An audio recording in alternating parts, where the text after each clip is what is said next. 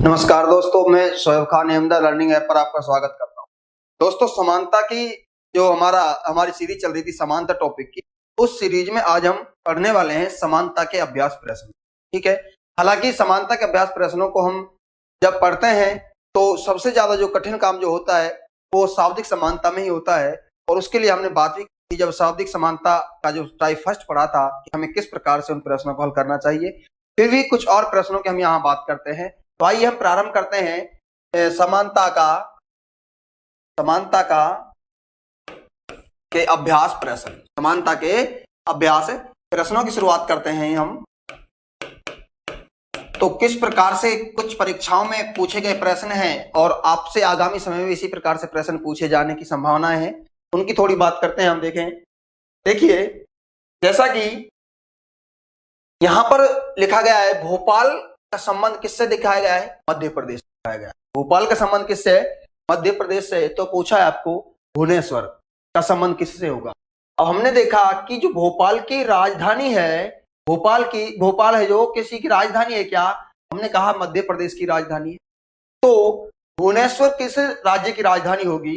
तो आप कहेंगे सर भुवनेश्वर है जो उड़ीसा की राजधानी होगी। किसकी राजधानी होगी? उड़ीसा की राजधानी होगी। अब यहाँ पर देखिए ना ट्रिक है ना सूत्र है। मैंने पहले ही कहा था आपकी सामान्य नॉलेज के आधार पर ये प्रश्न हल होते हैं। तो अपने को जो बात की थी टाइप फर्स्ट में हमने कि किन किन चीजों को याद करना है, एक बार आप उन्हें याद करें तभी ऐसे प्रश्नों को हल कर पाएंगे ना। नेक्स्ट प्रश्न की बात करें हम। देखिए 6 बराबर लिखा हुआ है 13, यानी 6 का संबंध किससे दर्शाया गया है? 13 से दर्शाया गया है। और आपसे पूछता है 11 का बता। अब 6 किस प्रकार से 6 को 13 किस प्रकार से लिखा जा सकता है? आप ये देखें एक बार, 6 का गुणा 2 से करें। 6 का गुणा किससे करें? हम 2 से करें तो हमें प्राप्त होगा 12, और उसमें प्लस 1 कर दें तो हमें प्राप्त होगा कितना? 13 प्राप्त होगा। क्लियर है। इसी प्रकार यदि 11 का गुणा हम 2 से करते हैं तो हमें प्राप्त होता है 22, और उसमें प्लस 1 कर देते हैं तो हमें प्राप्त क्या होगा? 23। अर्थात उत्तर हमारा क्या हो जाएगा? सी हो जाएगा, है ना। तो ऐसे नियम भी हो सकते हैं। यहां देखिए क्या करता है, आर क्यू। अब देखिए आर 18 पर आता है, क्यू 17 पर आता है, -1 क्या है? ए वाई। अब यहां से ए के बाद क्या है? देखो ए से पहले है जेड वाई। तो हम ये कह सकते हैं -2 किए। कितने माइनस किए हैं? यहाँ -2 किए हैं। जी डी यहाँ पर -4 किए हैं, 7 और 7 पर आता है।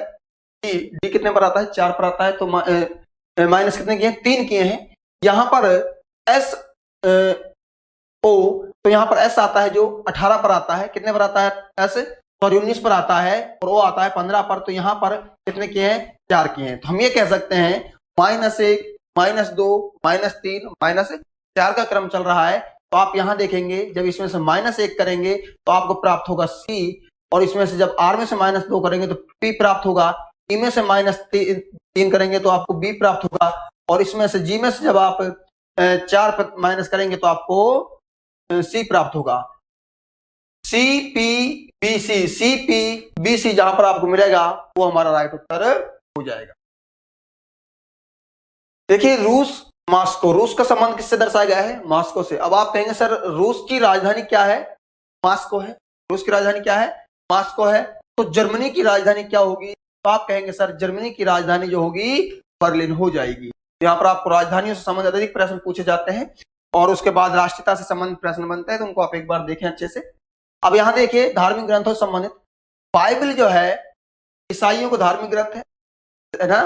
तो आपसे पूछा कि इसका कुरान का पूछा है, तो आप कहेंगे सर कुरान है जो इस्लाम धर्म का एक धार्मिक ग्रंथ है।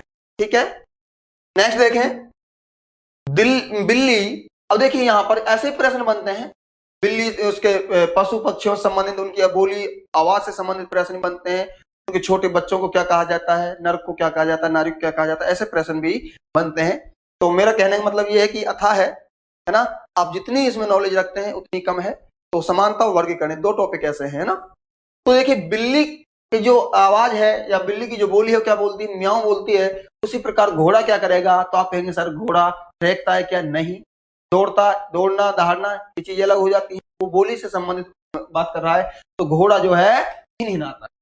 ठीक है। न्यायालय में क्या होता है? न्याय होता है। न्यायालय में क्या होता है, न्याय होता है। अब यहाँ महाविद्यालय देखिए, महाविद्यालय पढ़ाई, कंफर्म नहीं कह सकते, पढ़ाई के अलावा और भी चीजें हो सकती है, लेकिन न्यायालय में न्याय ही होता है। ठीक है, यहाँ अस्पताल में उपचार, संकेत यातायात, जेल में कैदी। अब देखिए यहाँ पर स्थिति नहीं है कि उसमें अंदर क्या है, वो एक क्रिया बता रहा है। ठीक है, वो क्रिया बता रहा है। यहाँ पर हम देखिए अस्पताल में क्या होता है, उपचार होता है, और उसी प्रकार से न्यायालय में क्या होता है, न्याय होता है। हमारा जो राइट उत्तर हो जाएगा, हो जाएगा बी हो जाएगा। अब आप कहें सर जेल कैदी, तो वहां पर उनको परमानेंट हो गया, स्थायी हो गए वो, है ना। जेल में कौन है, कैदी है ना, तो ये नहीं होगा। फूल माला, अब देखो फूलों से क्या बनती है, माला बनती है, और उसके समान हमको देखना है। छाता से वर्षा नहीं, सेकंड से मिनट, सेकंड से मिनट नहीं, सेकंडों से मिनट बन सकती है ना। अब यहां देख ईंट से क्या बन सकता है, घर बन सकता है। तो हमारा जो राइट उत्तर हो जाएगा एक क्रिया के तौर पर ईंट घर या फिर ईंट दीवार भी हो सकता था। गैराज में क्या होते हैं, मोटर कार, गैराज में क्या होती है, मोटर कार। उसी के समान देखिए सड़क बस नहीं चलती है, उसमें खड़ी दौड़ना होती है। पलंग पर मरीज नहीं। अस्तबल घोड़ा, अब देखिए अस्तबल क्या है, अस्तबल पशुओं को, मुख्यतः घोड़ों को रखने का या उनको बांधने का एक स्थान होता है ना। तो जिस प्रकार से गैराज में मोटर कार खड़ी की जाती है, उसी प्रकार से अस्तबल में किनको रखा जाता है, घोड़ों को रखा जाता है। तो हमारा राइट उत्तर जो हो जाएगा अस्तबल घोड़ा सी हो जाएगा। अब देखिए विचार का जो संबंध मस्तिष्क से है, अब मस्तिष्क में क्या आते हैं, विचार, क्लियर है। अब यहां पूछा किसका है कि बादल किस में आएंगे, इसमें बादल किस में आएंगे, तो आप कहेंगे सर साहित्य में आएंगे कि नहीं, कविता में नहीं, पानी, अरे पानी तो बादल में आता है ना।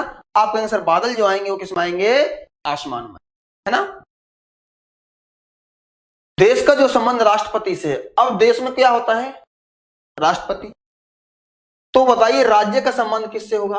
अब आप कहेंगे सर मुख्यमंत्री, नहीं, मुख्यमंत्री इसका उत्तर नहीं होगा। हाँ यदि ये बोलता देश का संबंध प्रधानमंत्री से है तो हम मुख्यमंत्री बोल सकते थे। मैंने टाइप फर्स्ट में बताया था कि कर्मचारी या लोग देवता है, सॉरी नेता हैं जो, उनसे संबंधित जो पद वगैरह है उनको आपको देखना पड़ेगा, है ना। तो ये वही से प्रश्न पूछा गया है।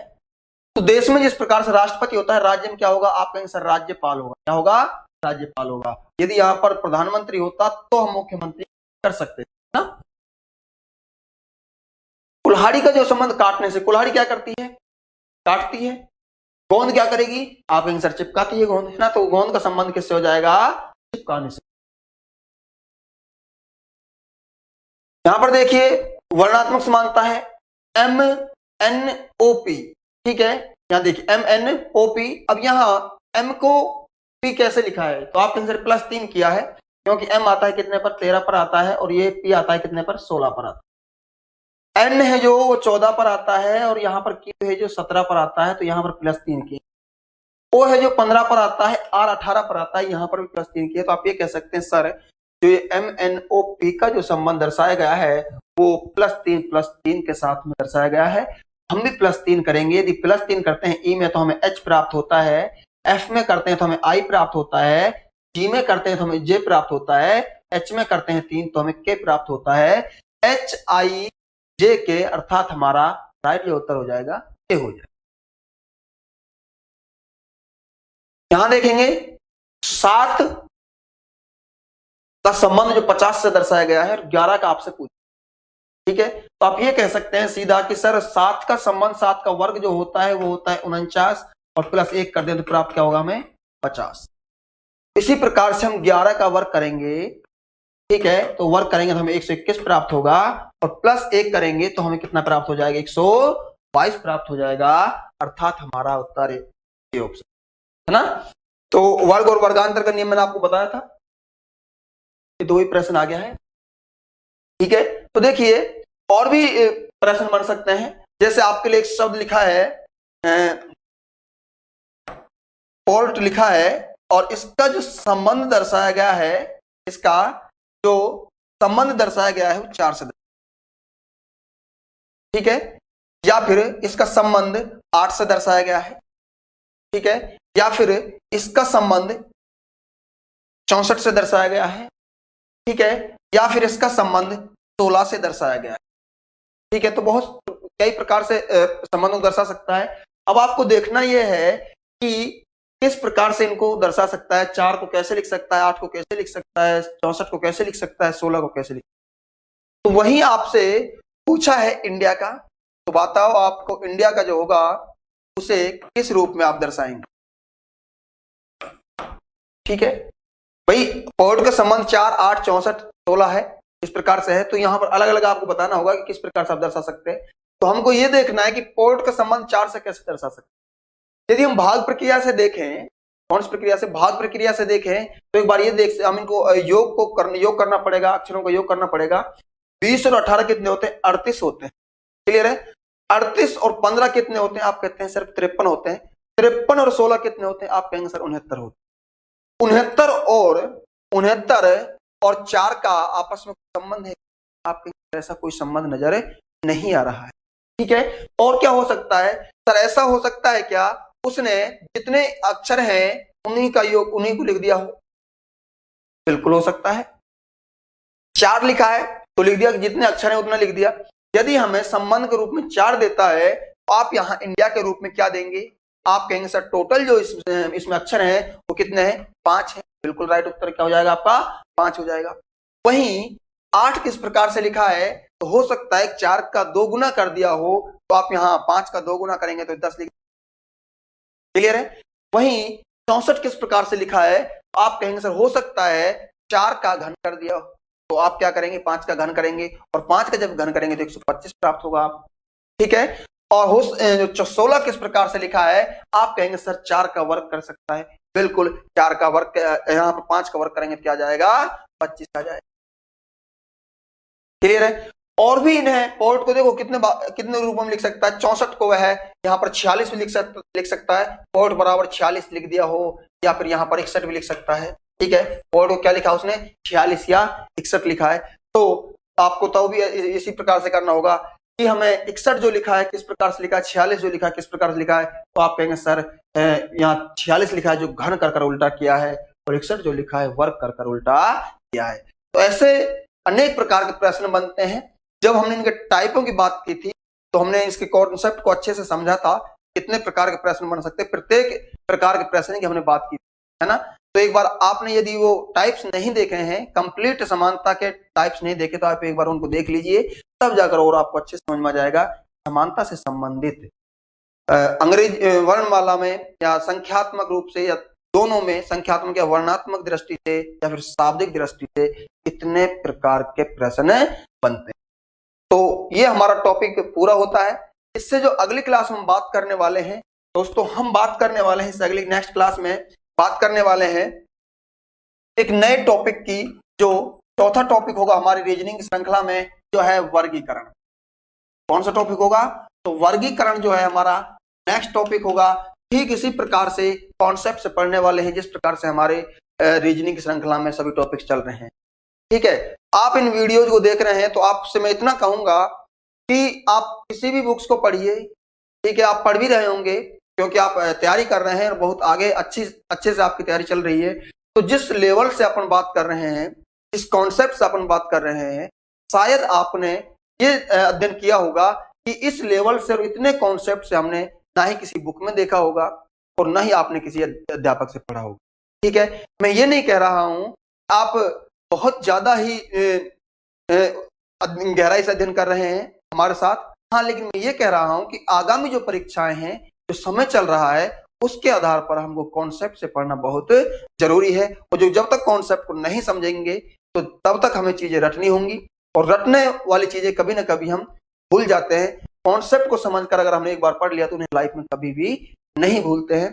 तो नेक्स्ट क्लास में हम बात करने वाले हैं वर्गीकरण की नेक्स्ट टॉपिक के साथ। धन्यवाद।